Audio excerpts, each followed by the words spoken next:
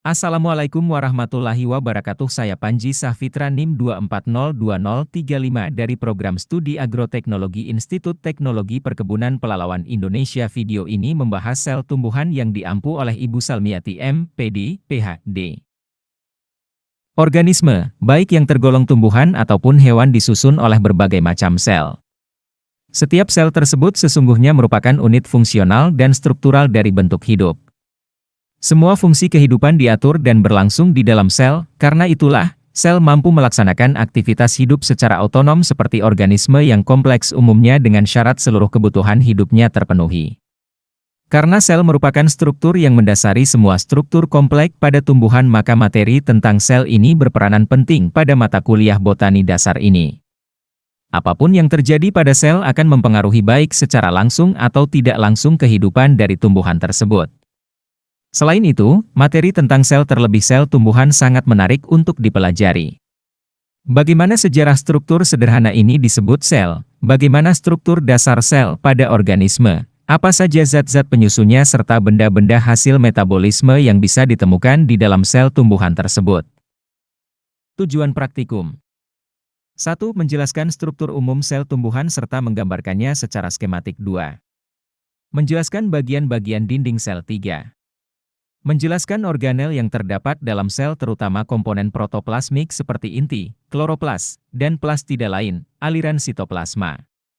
4. Mengamati isi sel, mengamati komponen non-protoplasmik penyusun sel antara lain vakuola dan isinya, benda-benda ergastik misal macam-macam kalsium oksalat, butir amilum, lender, minyak, butir aleuron. 5. Membedakan sel hidup dan sel mati. Alat dan bahan. Alat. 1. Mikroskop. 2. Kaca preparat. 3. Penutup kaca preparat. 4. Pipet ukur. 5. Gelas ukur. 6. Silet. Bahan. 1. Buah pir. 2. Tangkai begonia. 3. Bayam duri. 4. Daun durian. 5. Jagung. 6. Cabai. 7. Kencur. 8. Empulur. 9. Reheo. Cara kerja. 1. Iris dengan tipis bahan yang ingin diteliti selnya. 2. Letakkan hasil irisan tadi di kaca preparat dan teteskan air kemudian tutup dengan penutup kaca preparat.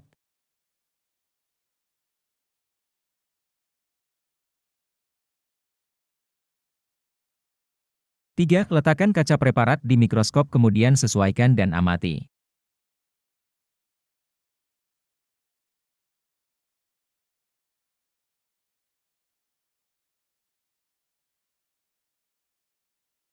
Hasil. 1. Batang bayam duri. 2. Daun durian. 3. Jagung. 4. Cabai. 5. Empulur ketela. 6. Buah pir. 7. Tangkai begonia. 8. Kencur. 9. Reheo. Laporan sementara. Pembahasan. 1. Dinding sel. Struktur keras di luar membran sel, terbuat dari selulosa, memberikan dukungan dan bentuk. 2. Membran sel, mengatur keluar masuknya zat ke dalam sel.